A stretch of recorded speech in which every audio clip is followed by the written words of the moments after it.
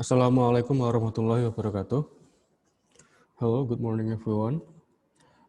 Hari ini Pak Yoga akan memberikan sedikit informasi atau pengumuman terkait dengan pelaksanaan PTS atau midterm exam. Nah, untuk PTS Science kelas 6 nanti materinya adalah mulai dari bab 1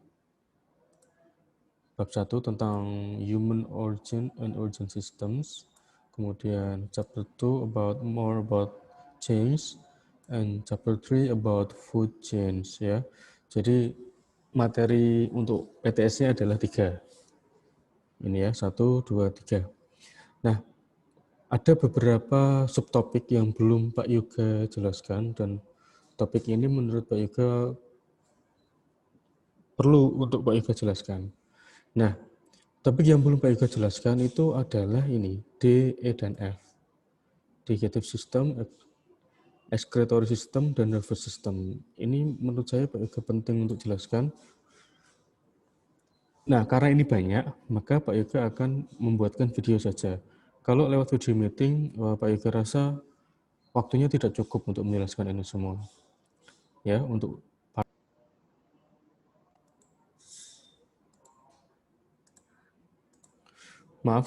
maaf koneksinya terputus.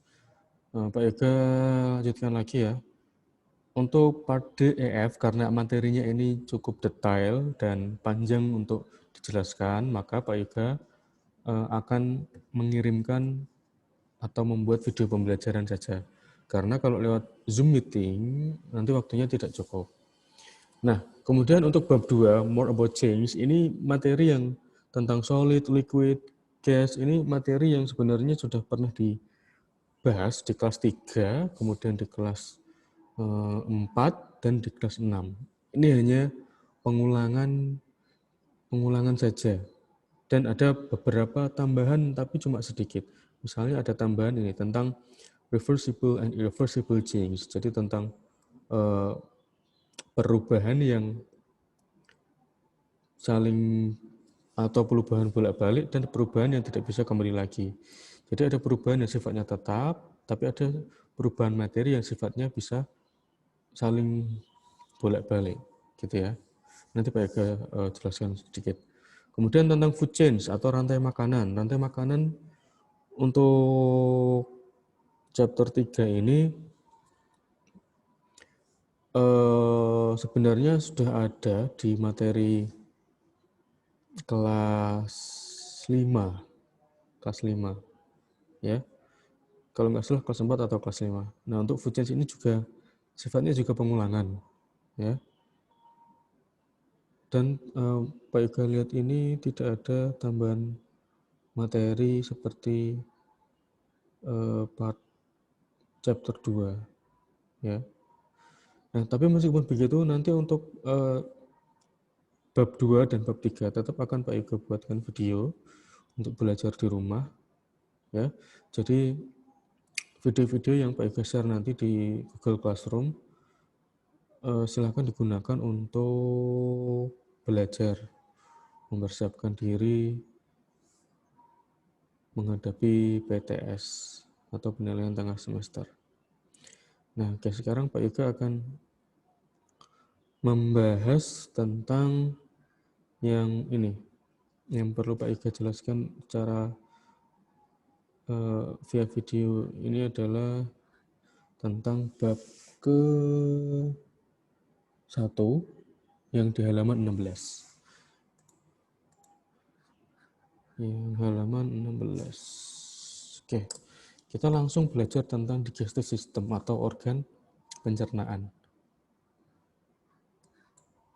Nah, organ pencernaan. Nah, organ pencernaan ya, kita mau langsung saja mulai dari part D.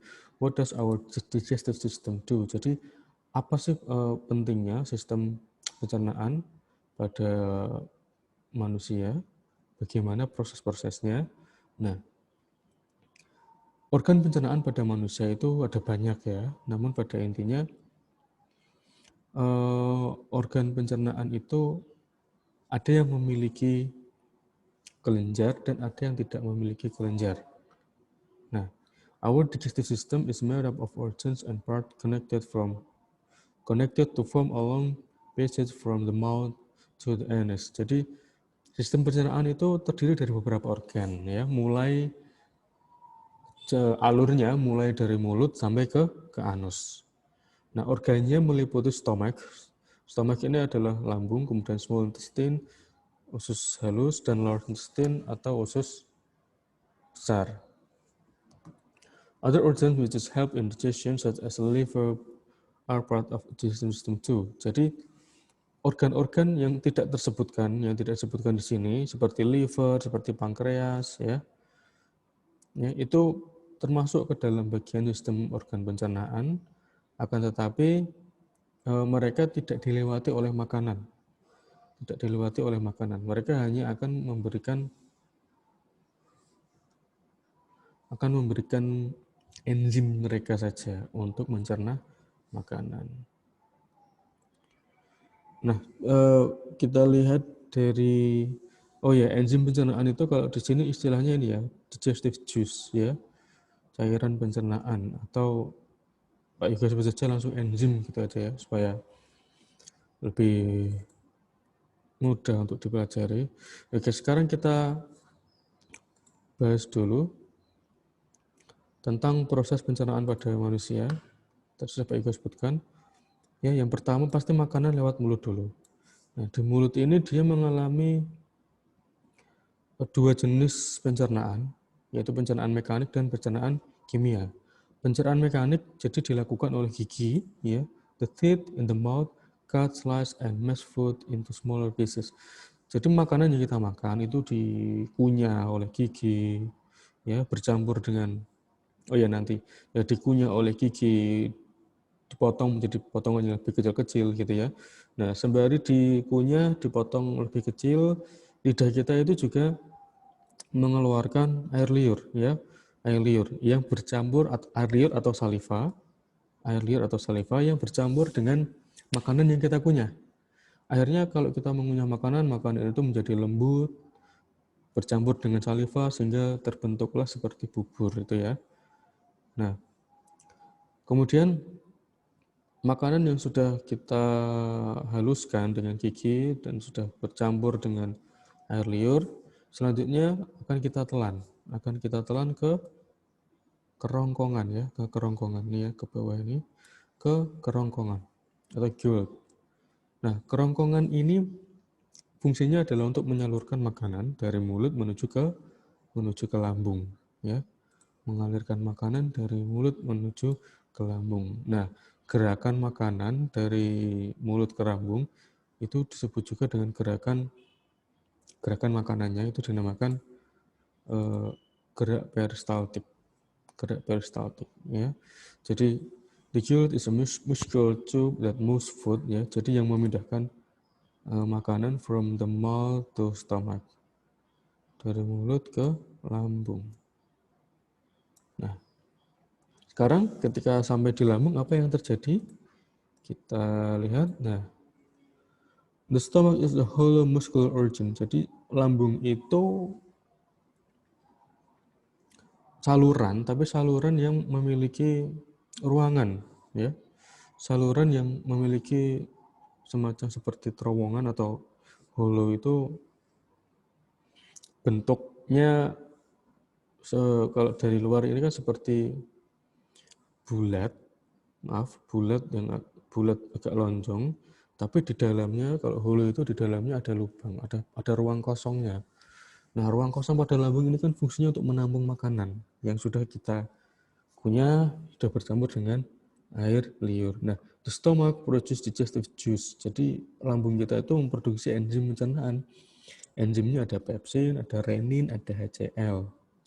Nah, the stomach makes the digestive juice with food when it squeezes and turns. Jadi pada saat sudah masuk ke lambung, makanan yang sudah kita kunyah tadi akan bercampur dengan enzim pencernaan di lambung. Untuk apa?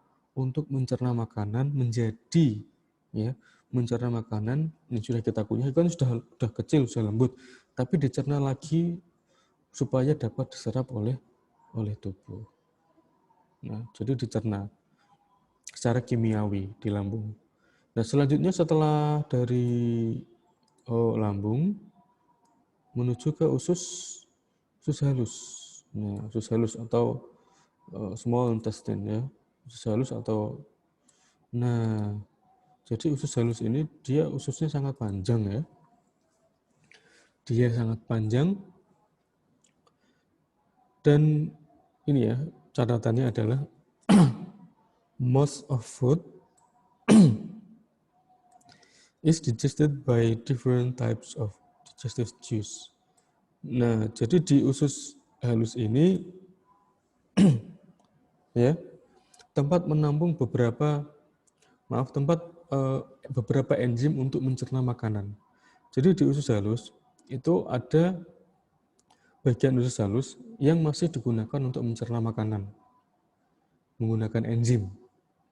Nah, kalau sudah, maka proses pencernaannya selesai. Digestion ends here. Digested food is absorbed through the walls of the small intestine into blood. Nah, jadi kalau sudah selesai dicerna, maka zat makanan itu akan diserap di usus halus juga. Cara penyerapannya gimana? Nah, zat makanan itu akan menembus dinding usus halus menuju ke darah. Kemudian dari darah, the blood transport the digested food to different parts of the body. Jadi, makanan yang sudah kita cerna, kemudian diserap oleh darah, dan diedarkan ke seluruh tubuh. Akan tetapi, sisa-sisa makanan yang tidak dicerna atau undigested food, ya, dia akan terus berlanjut ya. Perjalanannya masih berlanjut dari usus halus menuju ke usus besar. Itu khusus untuk makanan yang tidak tercerna atau sisa-sisa pencernaan.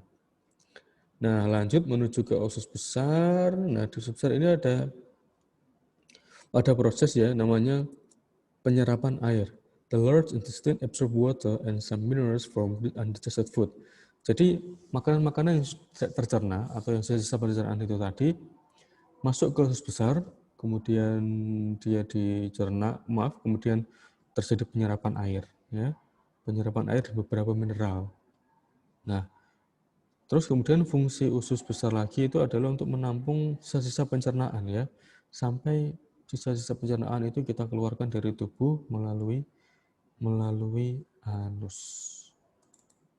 Sampai